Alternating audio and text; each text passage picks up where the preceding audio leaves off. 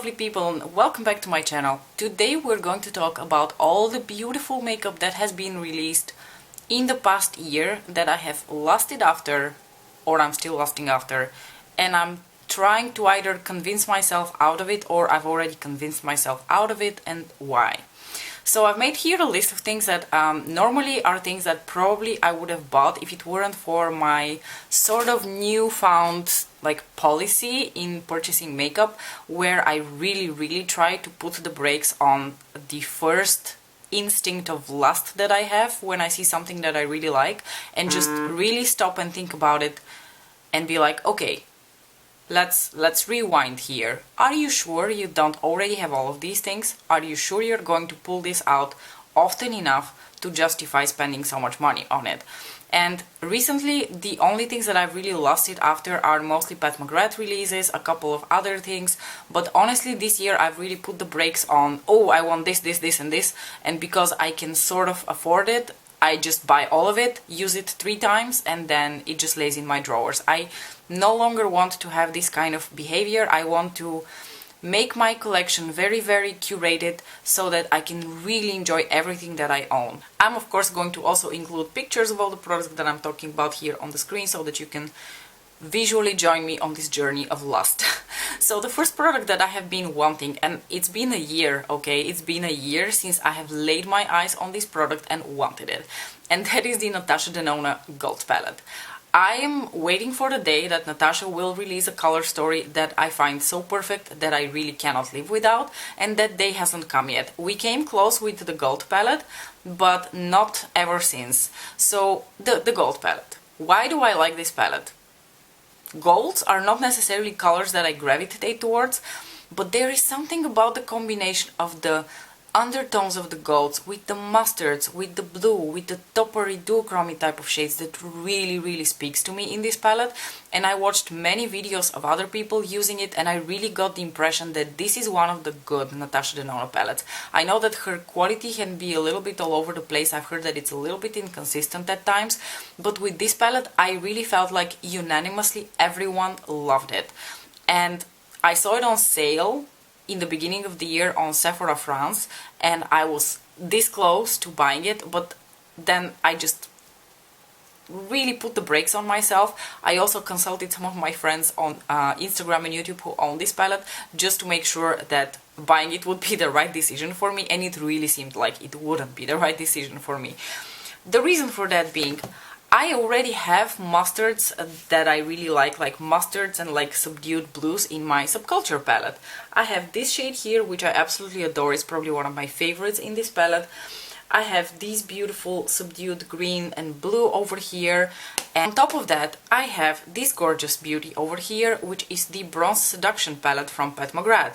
And I understood that the Topper Duochrome shade in the Natasha Denona Gold palette very much resembles this one here from Pat McGrath, which undoubtedly is absolutely stunning. There's also a bronze shade in here, and I just felt like in between all of these things that I already have, and especially the Pat McGrath palette, which already has this special wow factor to it with the topper shades, I didn't really need the Natasha Denona Gold palette to justify paying so much money for it. I've remained strong for a year, and I intend to continue on this streak unless she decides to release a mini version of this palette which costs twice. Still, no, Maria, even if she releases the tiniest gold palette, you're not going to buy it. Okay? The next release that I want to talk about is a new one, the one that I don't even know if it has officially already been released. It's been announced anyway, and that is the new Melt Cosmetics Amor Eterno collection, and in particular the 2 palettes, the Vida and Muerte, which look stunning. The packaging on these is freaking art, and it almost feels like if you buy one, you have to kind of buy the other one too, because they make a set. They each cost approximately $60. I am sure that in a parallel universe, an alternate version of me, which still has the spending habits that it used to have a year ago, has probably already put these in their cart or purchased them if they are available. But my this reality, me, has decided that she really doesn't need these palettes. The reason for that is just the color stories. If the color stories were different, I would maybe have been more tempted to buy these palettes, but they're essentially the rainbow palette once again. One of them has more like yellowy greeny tones and the other one has like more like the red blue tones to it, and they are gorgeous. The reason I have decided to absolutely not buy these palettes and just admire them from afar and live vicariously through people who are going to buy them is twofold. First of all, if I have to be completely totally honest with myself, I want them more because of the packaging than because of the color stories. And second of all, because I have these. These are old Sugarpill quads that some of you might not even have ever seen because they discontinued them a really long time ago, but these are my rainbow eyeshadows. This is all the rainbow eyeshadows that I'm ever going to need in beautiful quality, because personally I still really love the quality of Sugarpill's matte bright eyeshadows. I know some people don't really like that, and now that there is such a variety of rainbow formula eyeshadows on the market, everyone can find something that works for them. But I can work with the Sugarpill eyeshadows. They've been a favorite of mine for years, and I just don't see the need to own more rainbow eyeshadows, because how often do I really use the rainbow? Not very often, to be honest with you. I used to be much more into the rainbow colors and the really bright colorful looks several years ago. That's all I ever wanted to do, but I reached a level of saturation where I was like, oh, you know, been there, wore the t-shirt. I'm done with the rainbow looks. I enjoy them now on occasion, every now and then, but it's definitely not something I'm going to do on the daily, where I would feel the need to own so many rainbow eyeshadow palettes. Something that I think would be truly an addition to a lot of people's collections. It just wouldn't be an addition to mine, because I've been collecting makeup for way too long and I already have all of these colors. So that is the reason I'm not going to purchase either of the two Melt Cosmetics eyeshadow palettes, even though they are absolutely phenomenal. Alright, and let's switch it up a little bit and not talk about eyeshadow palettes only. The third product I want to talk about is the new Diamond Bomb from Fenty. So if you guys remember, last year in the fall she released this highlighter over here, which is called the Diamond Bomb in How Many Carats. And How Many Carats looks like this. And it had the most interesting, beautiful formula to it. I bought it and I really didn't regret my decision, because this thing has the most interesting spongy formula which leaves you with the most gorgeous wet effect when you put it on your cheeks. I'm not even sure that you can truly appreciate this highlighter unless you really swatch it in store. A lot of people didn't really like this highlighter because it looks a little bit on the more glittery side. If you like your highlighters to be more subtle, you're not going to like the Diamond Bomb from Fenty. But I did purchase it, I love it, and I still really enjoy it. And she released a new one, and on top of that, one which has like more peachy pink tones to it, which is 100% up my alley. These are the kind of tones in a highlighter that I prefer, much more than the original Diamond Bomb, which has sort of this like whitish base with more cool toned blue sparkles. I love peachy pink highlighters, and I was about to buy this highlighter, and then I was scrolling through Instagram and I saw on the Instagram account of, I want to say, Lacey from Spooky Lips and Fat Hips, that this highlighter has a different formula. And I was immediately turned off, because one of the reasons I enjoyed the original Diamond Bomb so much is because the formula was different and it really added something special and unique to my collection, something I didn't have. But if I'm just going to add another powder highlighter that is peachy pink to my collection, then I really don't need that. I'm already covered with this kind of formula because I have a lot of pink leaning highlighters from Anastasia Beverly Hills, and that is why I chose to buy the Nabla Skin Glazing highlighters instead of the Diamond Bomb, the new Diamond Bomb highlighter from Fenty Beauty, even though it really tempted me. The next products that I want to talk about are all from the same brand, and it is a brand that I'm extremely curious about, but much like with Natasha Denona, they are still to release the perfect color story for me. The brand that I'm talking about is Kaleidos Makeup.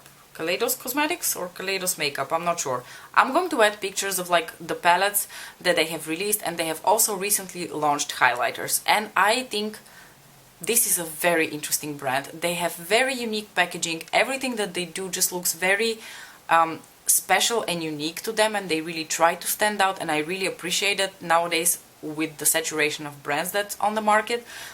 The new highlighters have the most cute teen packaging to them, the colors are really beautiful, the eyeshadow palettes have gorgeous packaging to them, the color stories are theoretically quite nice, but then again, if I really look at the color stories of the eyeshadow palettes, for example, they always have these like 5-pan eyeshadow palettes.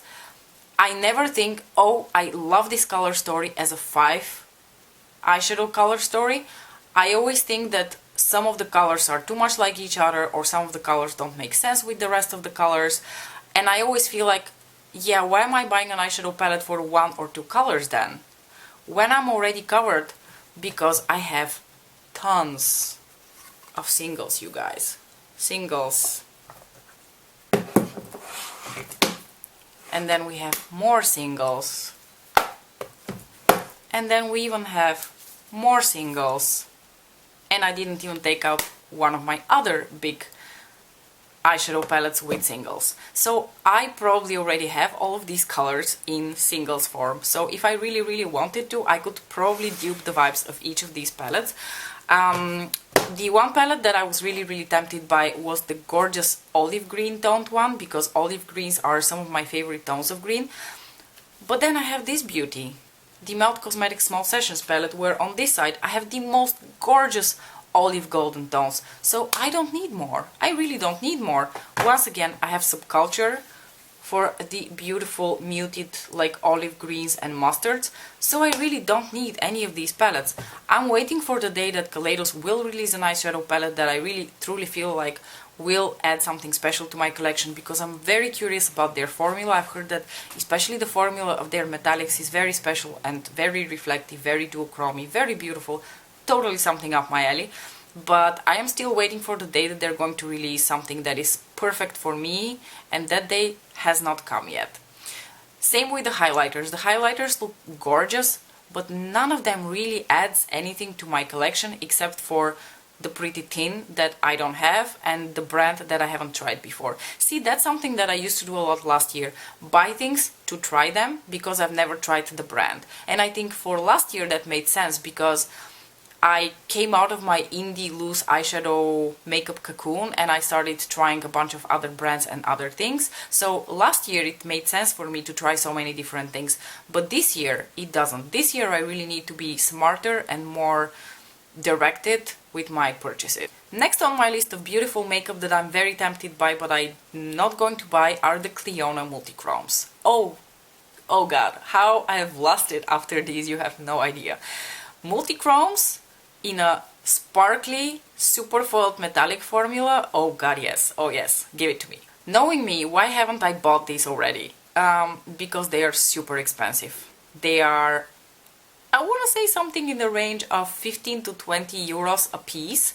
So if I want to buy several of them, I'm going to have to also pay customs, because everything above 22 euros is taxed in the Netherlands, so you'll have to pay customs and import taxes, which are really expensive.